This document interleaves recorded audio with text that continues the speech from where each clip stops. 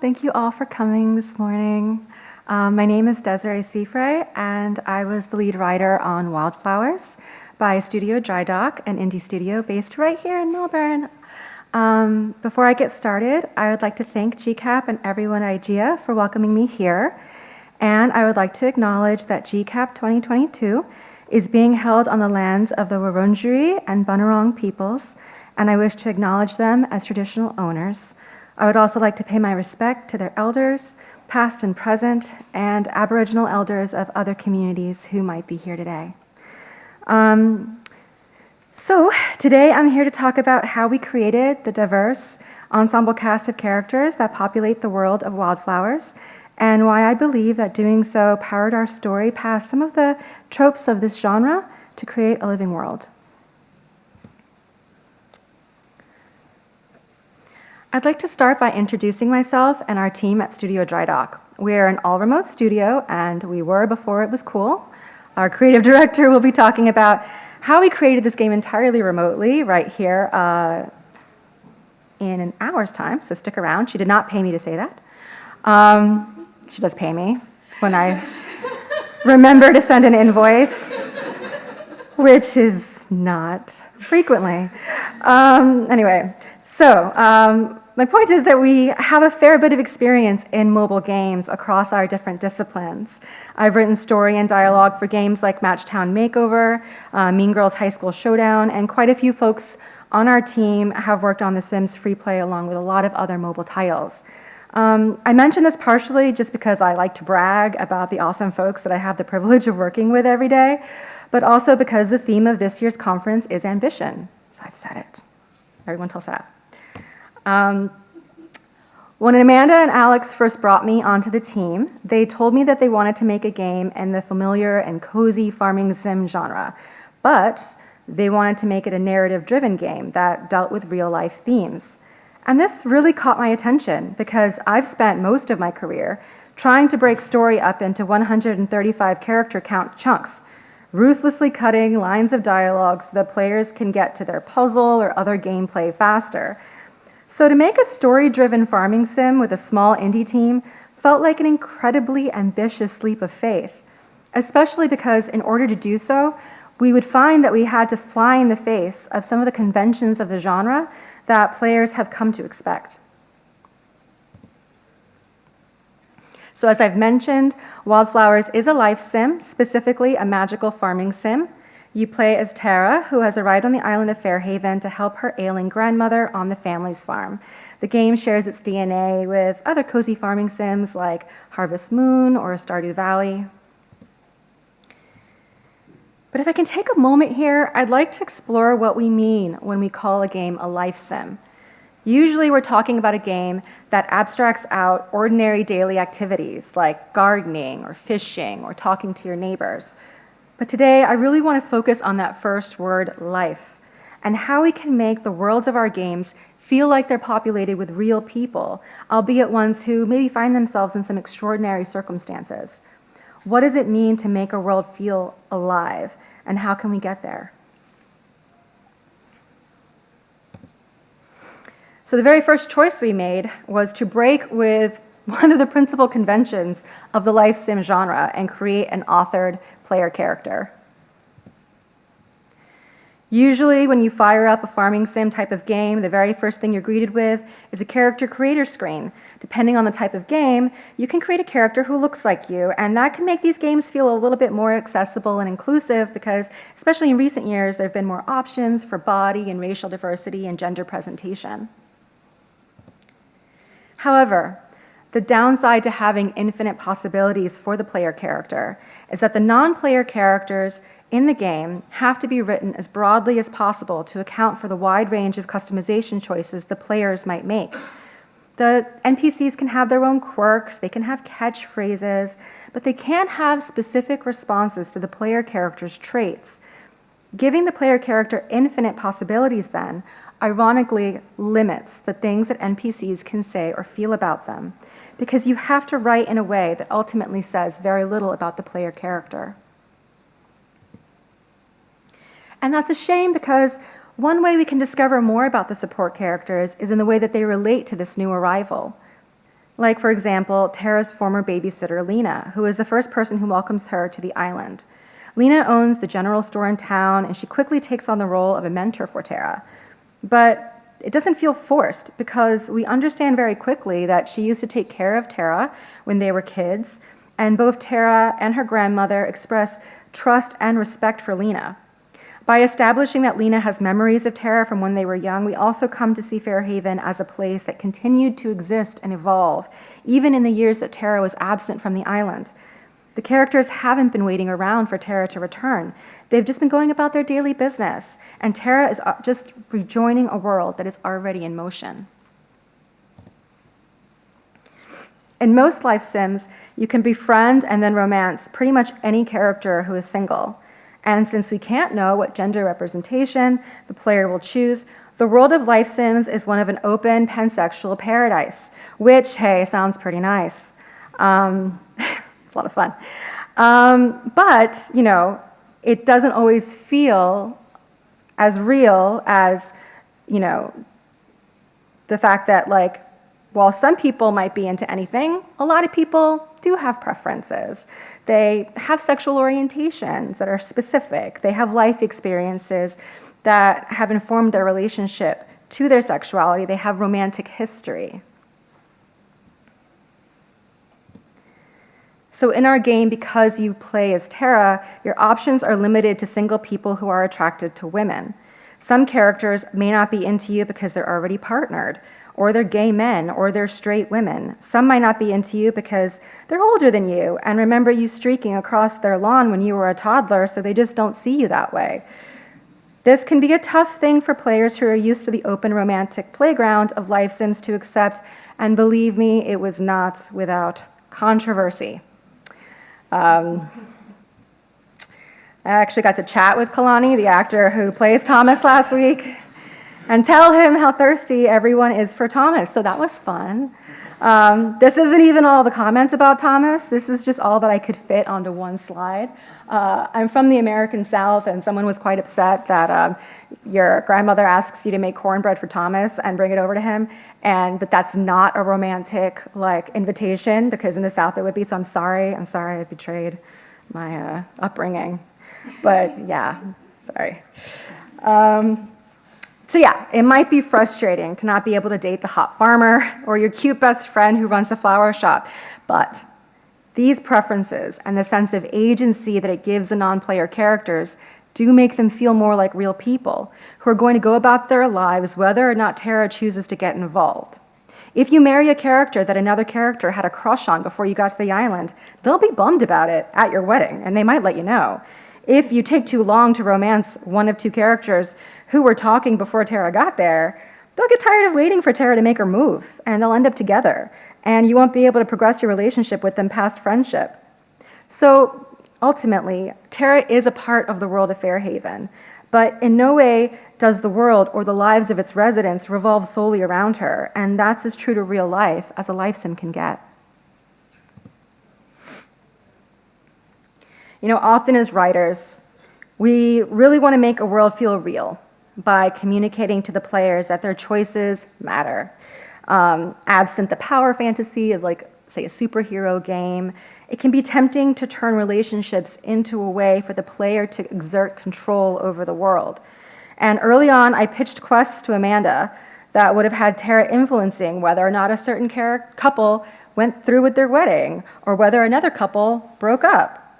And Amanda very wisely shut that down. Apart from the ridiculous scope creep of having a branching narrative like that for one of the big plot points, it just doesn't feel true. Anyone who's gotten married can tell you that as stressful as planning a wedding is, whether or not you ultimately go through with it is not going to depend on whether your recently arrived mutual friend succeeds in finding pearls for your cufflinks. Or if it would, you probably have much bigger problems in that relationship. So it may be counterintuitive, especially as writers who really want to make our choices important, and especially with a narrative-focused game, but sometimes to make your world feel alive, you have to give your player character less agency and your NPCs more of it. And that even extends to how close you might be able to get to someone. Some characters in our game can become romantic partners, some can become best friends, but others you're just not going to be able to charm past a certain point no matter how much you talk to them or how many times you give them their favorite dish. And that's okay, because Tara is just not going to be everyone's cup of tea. You cannot force her friendship on them. Creating an authored player character also gave us the ability to make the stock character of Grandma or Grandpa who leaves you her farm into someone the players really care about. Tara's not just taking over the farm at the beginning of the game, she's assuming the role of caretaker for her grandma as well, and the reason that they've been estranged for 20 years is a mystery the player must uncover. Every NPC in town has an opinion about Hazel, comments on her impact on their lives, and expresses curiosity about this mysterious young woman who has returned to help her. So instead of just being an unnamed someone who leaves you the farm in a letter, she's Tara's anchor to the island of Fairhaven and the world of the story itself. And because of this, farming and magic aren't just mechanics that Tara has to master. They're Hazel's legacy to Tara. And this connection gives even simple tasks like learning to cook or learning to fly a broomstick in the game emotional weight. Tara doesn't just want to learn these skills so she can become a better farmer or become a better witch. She wants to make Hazel proud. And I would like to mention here that while Tara is an authored character, the players do have some ability to make some important choices when they role play as her. They can decide the gender of her former fiancé, they can supply different details about her job, other bits of backstory about her life in the city that color in some of who she is before she got to the island. Tara is Tara, but every player's Tara will be a little bit different.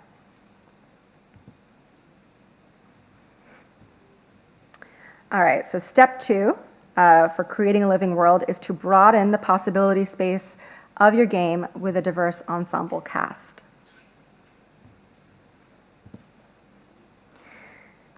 So obviously, creating a diverse cast is a good in and of itself. And that's something we should all strive for. I hope in this year, 2022, we can all agree on that one point. But I'd like to make a case here for why having a diverse cast actually makes your game genuinely easier to write.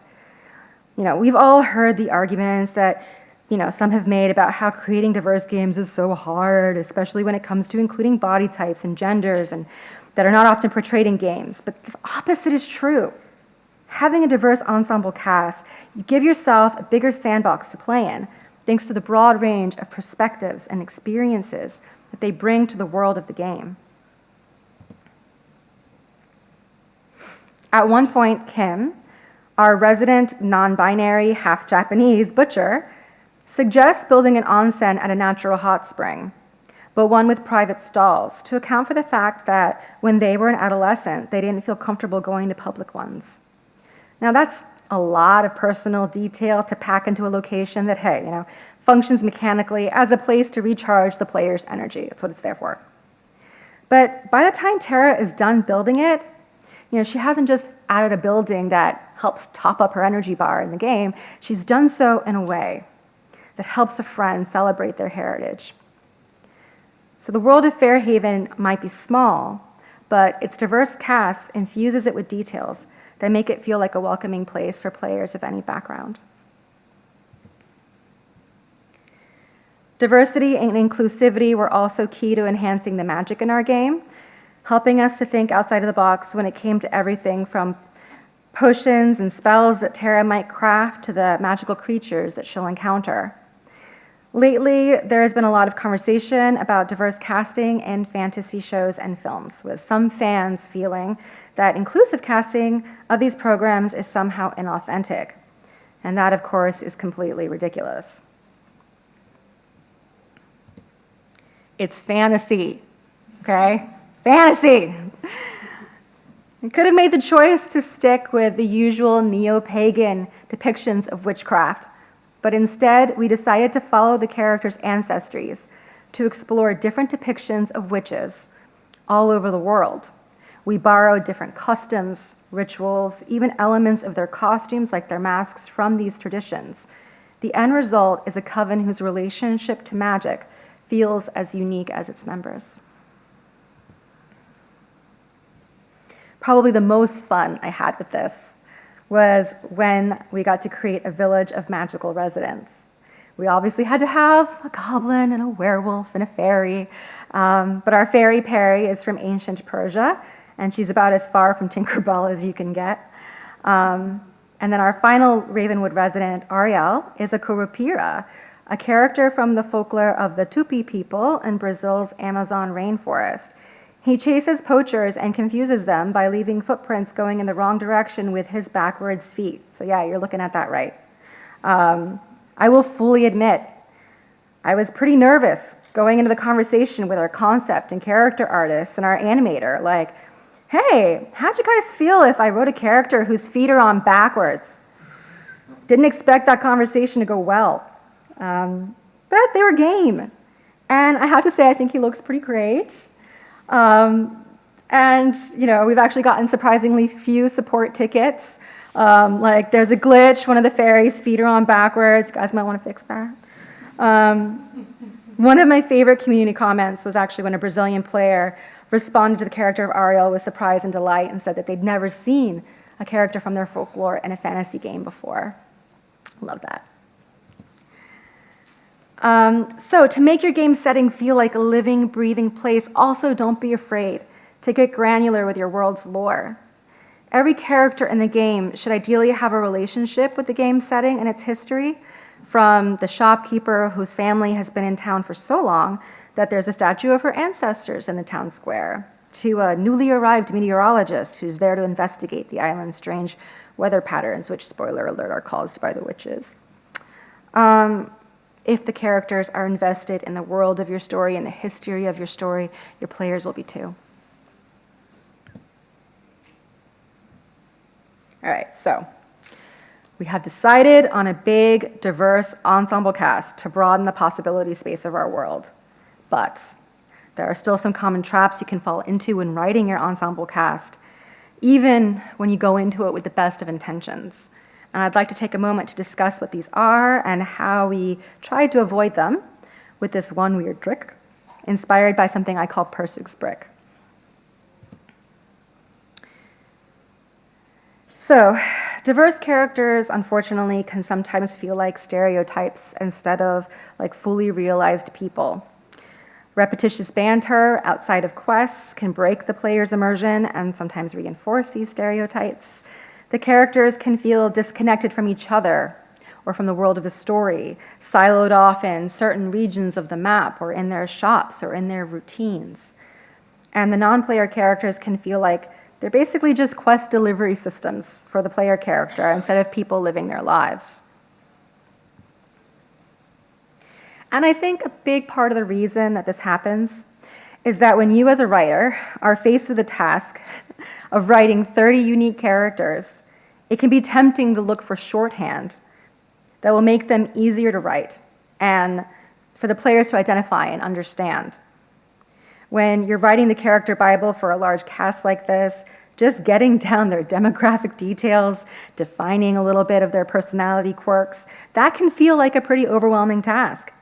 And so leaning on the broadest strokes might feel like a safe bet. But instead, the solution is to get more specific and to ask yourself the one most important question you need to know about your characters before you even get started. And this leads me to something I like to call the Persig's brick approach to character design. For those of you who might be unfamiliar with Robert Pirsig, he was a philosopher who wrote the book Zen and the Art of Motorcycle Maintenance. I was first introduced to his writings and the concept of Persig's brick in the book The Art of Learning by Josh Waitzkin, who, full disclosure, happens to be my husband, and also he did not pay for me to say that.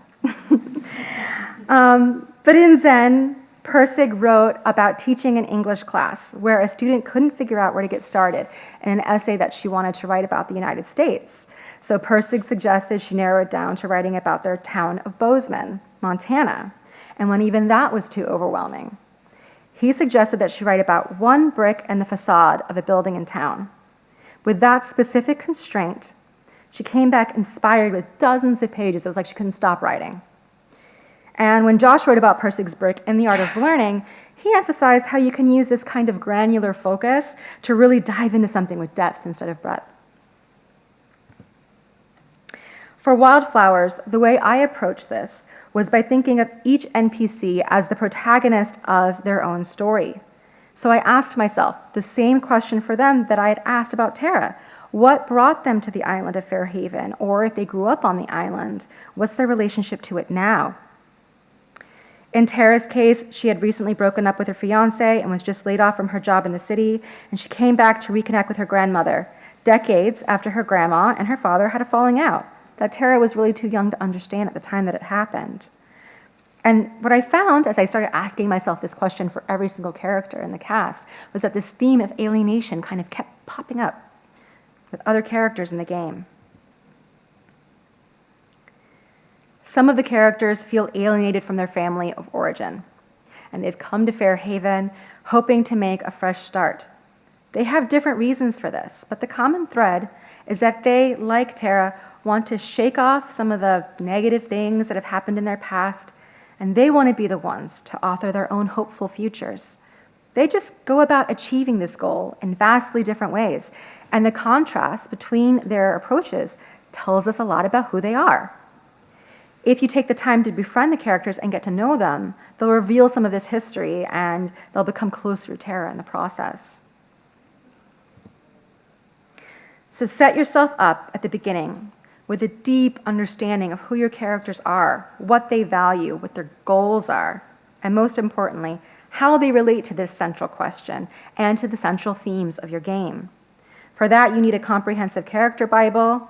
Ours was 80 pages, not including the 4 magical characters you encounter later in the game. We've just hired some new writers. I am sorry to them that they had to read all of that.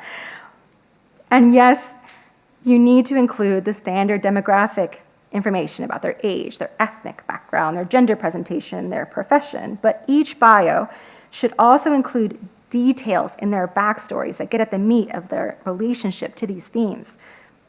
Some of the themes in Wildflowers included grief, discrimination, self-acceptance, isolation, and we also gave them each an opinion on magic based on their personal history with magic and witches. So when strange events start happening in town, and some of the residents seek to blame the coven for what's going on, we were easily able to place each NPC on a continuum from being pro-coven to being strongly against it, all just based on information in their bios that we already had. So all of this might seem like heavy subject matter for a supposedly cozy game, but we found that by connecting each character to these themes, as writers, we often simply needed to set a story event into motion and then kind of sit back and watch to see how these characters would respond. In some ways, it almost felt like the dialogue was writing itself. Almost. I went to John's talk yesterday about those neat story engines. But they haven't replaced us yet. Not yet. Maybe in a couple of years. So doing this not only allowed us to avoid writing characters that felt reduced to stereotypes, but it also allowed us to dodge the next pitfall: repeat banter. Most life sim games, and most games in general, rely on repeat banter outside of quests. It's often a scope issue or simply a preference when the team wants to focus resources on other aspects of the design. But if your ambition is to design a game where your cast in the world of the story feels alive, repeat banter sabotages this goal in a couple of ways. First of all, it's boring. It's boring. And it disincentivizes the players from talking to the NPCs outside of quests. When the NPCs repeat the same canned lines over and over again, it's really hard to see them as real people, y'all. Repeat banter breaks immersion by then not allowing the players to suspend their disbelief in the world of the game. And this is the one that I really think is important, repeat banter also can't reflect state changes in the world of the game, meaning the characters will come across as weirdly unaffected by major things that happen in the story, which in turn lowers the stakes of these major events. And lastly, characters that only have repeat banter can't really evolve, or if they do, these moments are limited to major quest cutscenes, and that's it. So I'd like to walk you through how we used incremental banter to evolve one of the characters in our game. This is Messenger Cameron. When I joined the team, his character was just kind of a rough sketch of someone who led the church in town, and he was going to turn the town against the witches out of sort of a puritanical sensibility. But apart from not wanting to alienate players who might be offended by this characterization of Preacher, I also felt like this was something we'd seen before, probably in a high school production of Crucible that we were in. I have this secret theory that every narrative designer was at some point in their life either in a high school production of The Crucible or once worked at a Renaissance fair. Tag yourself. I was a fairy. Anyway, so we scrapped that concept for the character, and I asked myself, okay, what brought Cameron to this island? Well, he was a washed-up former child actor who discovered a self-help organization called the League of the Conscious Mind during the lowest period of his life. And he rose up through the ranks to become a messenger himself, and now he's opened a new chapter of his organization in Fairhaven. His message of rational self-determination is really compelling for some of our other characters who have also come to Fairhaven, looking for a fresh start. And, conveniently, this sets him on a direct path to conflict with the members of our coven, because he believes with their secret nightly rituals, they are deliberately impeding the growth of their fellow citizens. So the important thing to keep in mind is that Cameron is the hero of his own story. He's not seeking to persecute the malcontents, as he calls them. He's only going to bring their shady behavior to light in order to set them on a more productive path. The more often strange magical things start to happen in town, though, the more his rational mind is thrown into crisis. And if the player speaks to Cameron every day with his incremental banter, they'll start to see him experience self-doubt and then double down on his beliefs, but then come to the realization that he really has no idea what's going on, and finally just lands in a full-blown existential crisis about his role in the game's conflict. And this is pretty much only revealed in incremental banter that progresses along with the state changes in the story. My absolute favorite bits of banter to write in the game are actually the sermons that he gives after the main story concludes. So if you finish the game and you haven't popped into the Consciousness Center on a Sunday lately, I highly recommend you do so. It's very amusing. Writing incremental banter also allows you to explore characters and themes with depth. When you know a character's experience and relationship to a topic like grief, for example, it becomes a lot easier to write their responses when a pivotal character dies in the game. One quest idea was inspired by the realization that a certain character had the kind of personality to run a bereavement group for, the other characters in town. And because the characters have incremental banter, their experience with something like loss can gradually progress. The themes aren't just spoken of once and then dropped. You know how in a movie, like a major character will die, and the protagonist has like one scene to be sad about it, and then they just have to go back to being a hero again, and we just like never speak of it again. It's like, okay, we've moved on. Yeah, we didn't do that. So okay, it might not seem cozy to include a theme like loss, right, in a game that's a magical farming sim, but I would argue that the way we've handled it actually gives the characters and the player more space to process their feelings about this than they're usually afforded when you got one cutscene and then you got to move on to the next quest, the next story beat.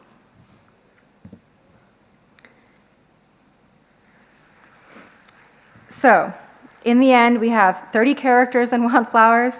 Each of them has unique play once dialogue for every season in the game, along with, a sprinkling of repeat lines, just in case they really don't have anything new to say that day. That's 16,996 lines of dialogue in total, about the length of Crime and Punishment. We ended up with 18 hours and 38 minutes of recorded voiceover in the game.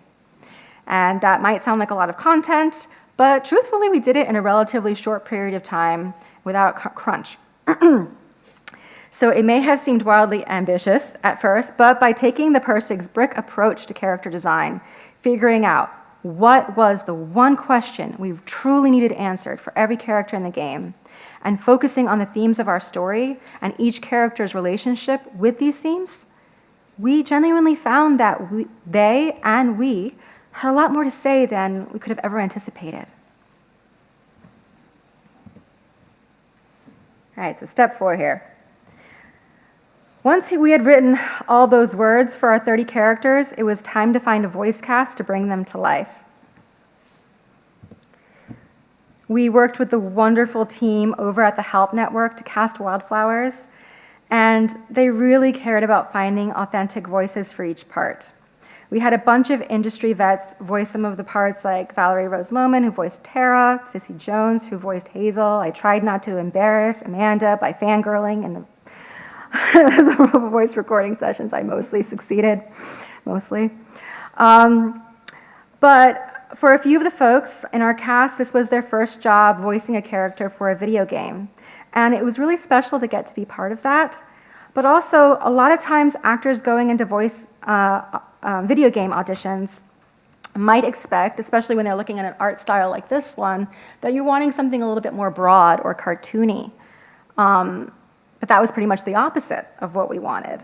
And we found that sometimes going with less experienced actors, they gave us performances that sounded more natural. Something else that we were really clear about was that while we didn't want a lot of unnecessary improv that would make localization a nightmare, we did ask the actors to let us know if there was ever a way a line could be phrased that felt more true to the character than what was originally written on the page. And if you can extend the invitation to actors to have some authorship over their characters, and this part is key, really convince them that you mean it, they'll 100% meet you there. Just to give you one example, the wonderful actor who voiced Kai, Brent Mukai, grew up in Hawaii. He's a very experienced voice actor, but this is the first time in his career he's actually gotten to play a Hawaiian. And he shared this comment by a Hawaiian player who felt that the character was authentically presented. Honestly, when I see comments like this, I get really emotional because as a Puerto Rican gamer, I know how rare it can be to see depictions of people from my community in games, and never mind positive depictions. And so that only increases the pressure to try to get details right. But when you've got a team of only 1 or 2 writers, it simply isn't possible to have someone, on your team who can personally do an authenticity check on each of your characters. And for that, we brought in cultural consultants. We started the process with working with cultural consultants a little bit later than we would have liked, but we were still able to work with a few of them to get some honest and actionable feedback.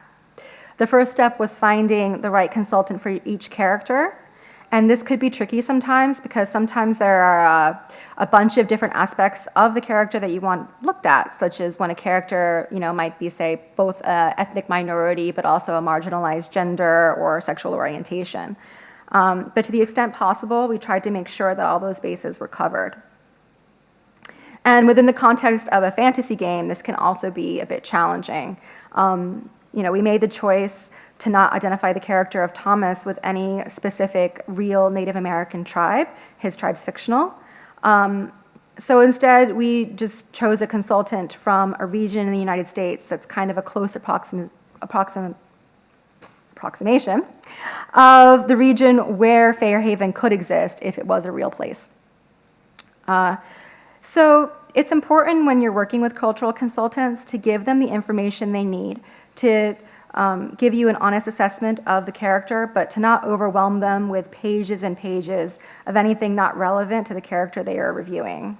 We were far along enough in development that we were able to give them art, character bios, and samples of dialogue. And it's a tricky question of when do you bring a consultant on? Because obviously the earlier you bring them on, the more you can pivot a character, but then you've got less to give them. So it's just going to depend on your project and your runway and kind of what you're hoping to find.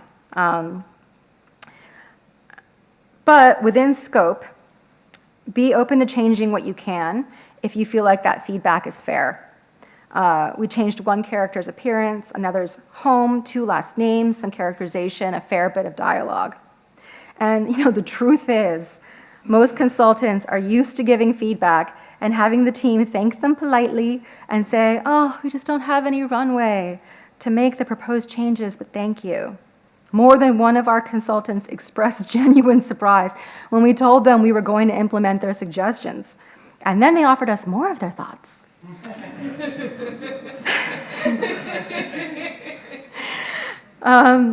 Usually you might only have the budget for 1 or 2 chats with your consultant, but you can really mine these conversations for gold if the consultant feels like you are valuing their input. And honestly, nothing is more thrilling to me than having made some of these tweaks to a character, thanks to a consultant's feedback, and then later, on Discord or Reddit or whatever, seeing a player from that community say that they were really happy to see that character presented in a way that felt respectful. I love that. All right, so let's review. How diverse ensemble casts create living worlds. Step 1, break with genre conventions sometimes and create an authored player character, because that will free you to make specific choices about your NPCs. Broaden the possibility space of your world by inviting your characters to shape it in ways that reflect who they are. And if your game includes fantasy elements, please think outside the magic box, please. Like, do we need to see more orcs, really? Do we? I don't know. Maybe we do. They could be cute orcs, I don't know. Avoid character cliches by remembering that NPCs are the protagonist of their own story. And ask yourself the one question you need answered for every character to truly understand their relationship to the world of your story and to the themes of your game. And then lastly, ensure authenticity by working with cultural consultants and cast actors from the communities that they represent. Give consultants what they need to give you constructive feedback, and take action on that feedback if it's in scope to do so. So lastly, here's Flowers. This is so exciting.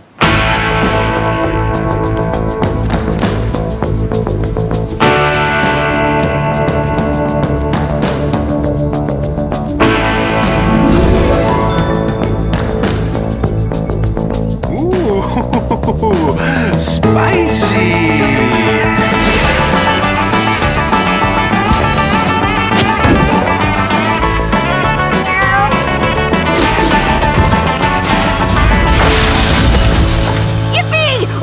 I'm so excited I could just... Whoa, she always do that? Pretty much.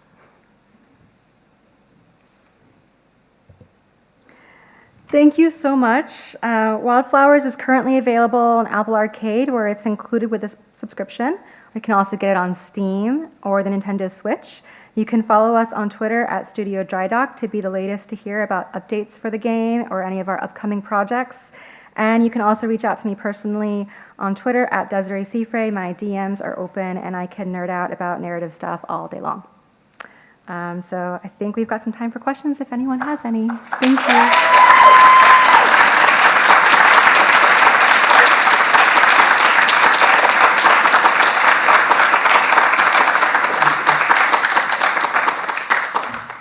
No questions? Anyone? Anyone? Oh, there's somebody. All right.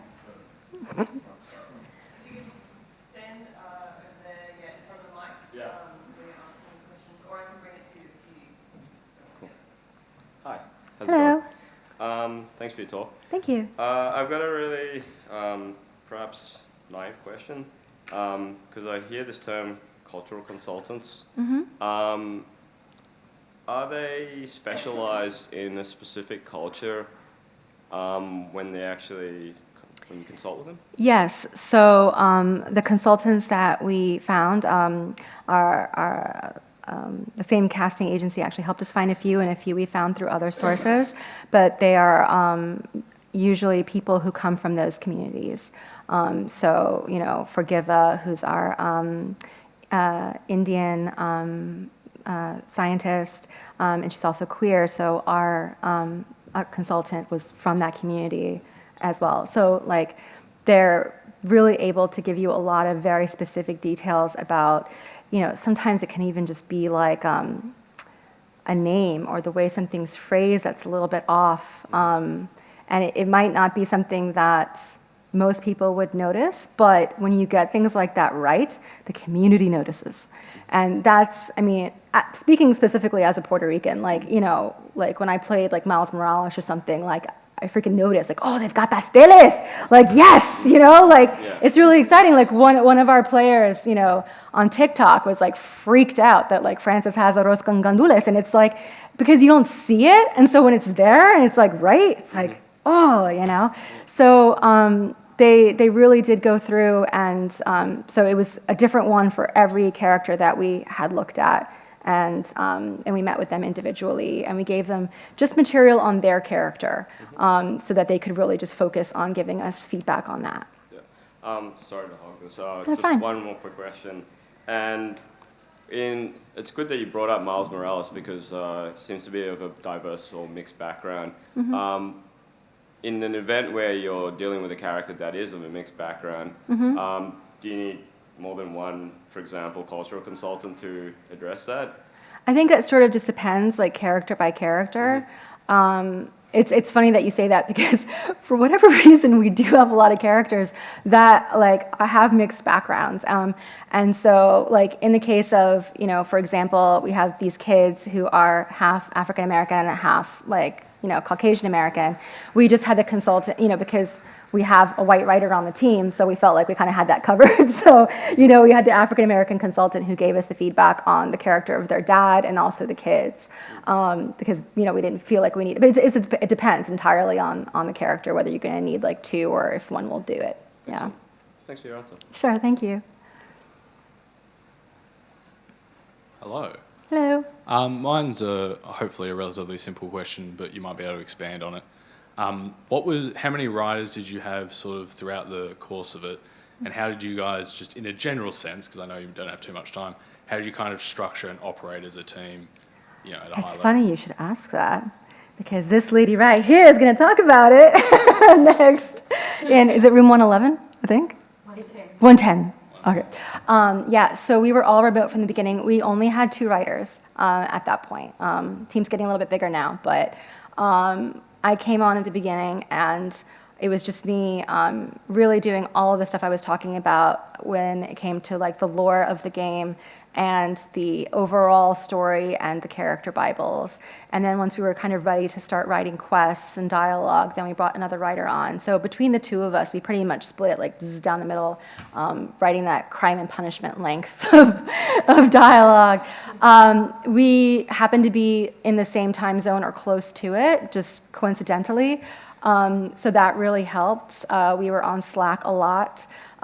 There was literally a moment where we had a placeholder line for one of the spells that that Hazel casts, and the actor was in the voice booth, and I had nothing.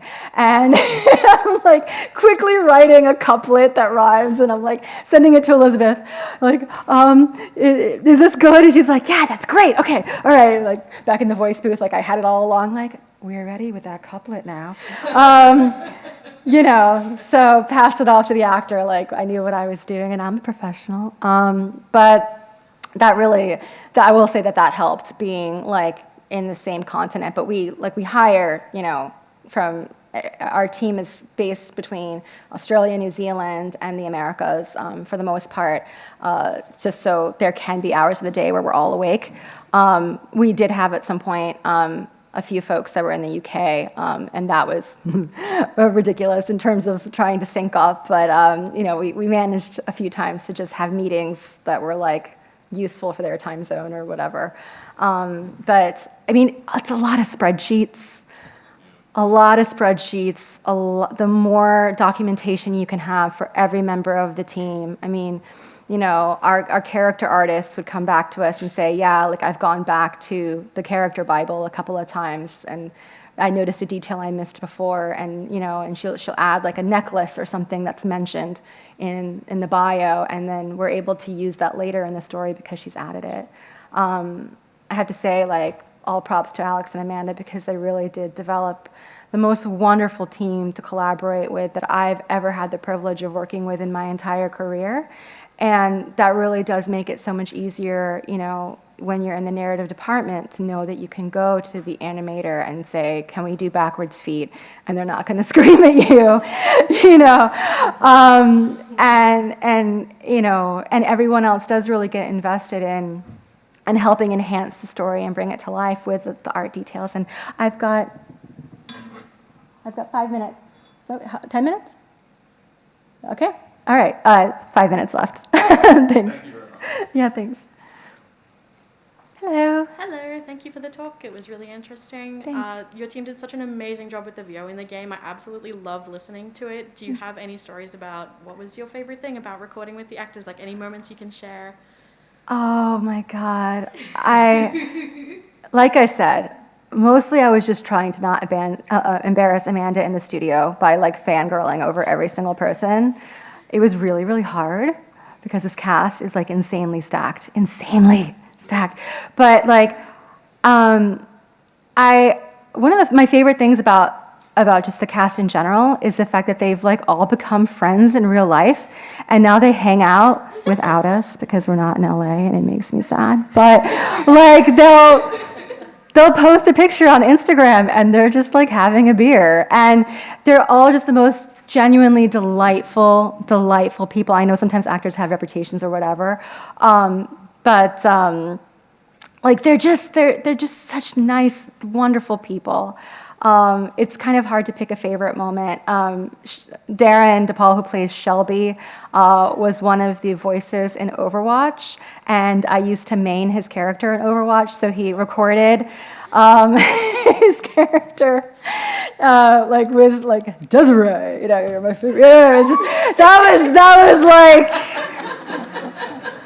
I about died. Like, and I used to be part of like a club of girls who played Overwatch, and I sent it to my friend, and she was like, "What?" So yeah, that was really fun. Also, the kids are hilarious. I never actually got to be in any of the sessions with the kids, but I got to hear some of like what they came out with. And I will say, once you have heard actual kids play kids, it's kind of hard to go back to listening to adults play kids and think that they still sound like kids. And I know I'm just now, I sound like I'm just advocating for child labor, but you know. Willing child labor. And not to cast any shade on actors who do play children in animation and things like that, but that's just another bit that really does lend authenticity, because the enthusiasm of a real kid, it's you kind of can't match it, and they're hilarious and professional. Like, let me tell you, when the people who only needed one take, okay, were the kids, all right? Like, Elizabeth would come out of a session with them, and she'd be like, yeah, we rapped. And we're like, how did you rap? You had this many lines of VO. She's like, they got everything in one take. And we're like, okay. So, yeah. Wonderful, thank you. Yeah, thank you. I think is that everybody? Okay, thank you so much, everyone, for coming, and I hope you enjoy the rest of the sessions today. Yeah, thanks.